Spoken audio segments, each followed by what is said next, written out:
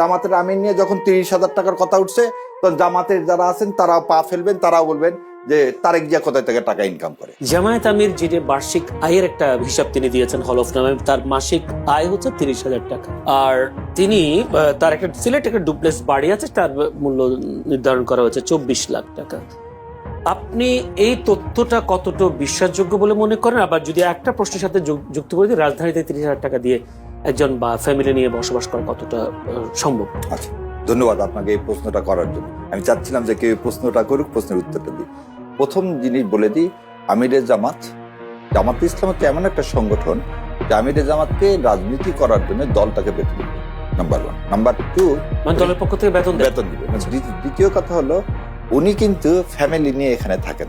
এটাও বোধহয় সবার জানা উচিত। ওনার ফ্যামিলি থাকে সিলেটে। এবং আর একটা জিনিস বলি, গরমের মধ্যে আমার খুব গরম লাগতেছে, আমি খালি বারবার তাকাচ্ছি এসির দিকে।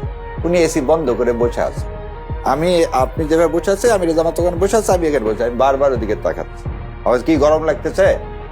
তখন শোনেন, একটা মানুষ 30,000 টাকা বললেন না, উনি সারাদিন জানেন, আমি জানি না, আপনাদের বলে উনি একবেলা ভাত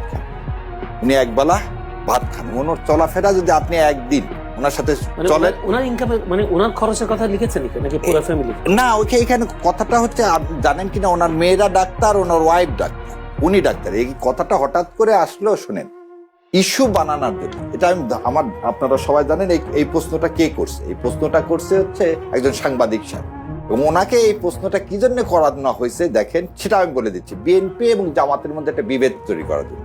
কারণ জামাতের আমির নিয়ে যখন 30,000 টাকার কথা উঠছে তখন জামাতের যারা আছেন তারাও পা ফেলবেন, তারাও বলবেন যে তারেক জিয়া কোথায় থেকে টাকা ইনকাম করে। এই যে বিভাজনের রাজনীতির জন্য কিন্তু এই পারভেজ সাহেবকে ইন্ডিয়া ইউজ করছে।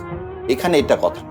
আপনি একটা জিনিস বলেন, একজন ডাক্তার, উনি একটা পার্টি করেন এবং জামাতে ভাই ভালো জানে, ক্যাডার ভিত্তিক দল, খালি জামাত ইসলাম না, কমিউনিস্ট পার্টি, তারা কিভাবে চলবে, তাদের খাওয়া দাওয়া কিরকম হবে, এইটা পার্টি হচ্ছে তাদেরকে দেয়।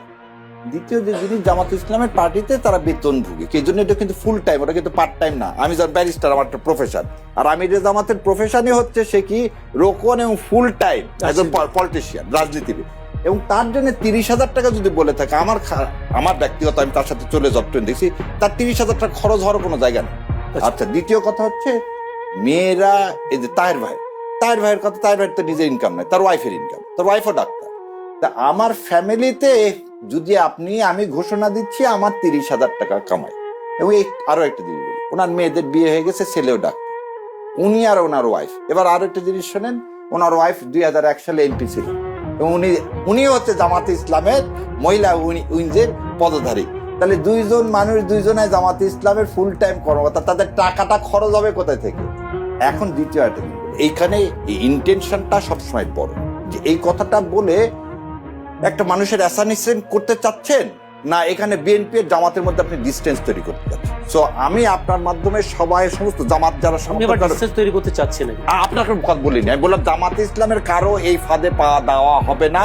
জামিরে জামাতে 30,000 টাকা বলছে, অতএব এটা তারেক জিয়া রহমান সাহেব কোথায় টাকা পান, কিভাবে এত টাকা দেন, এইদিকে যাওয়াই দেওয়া হবে না, সুযোগ তৈরি করে এটা করতে দেওয়া যাবে না।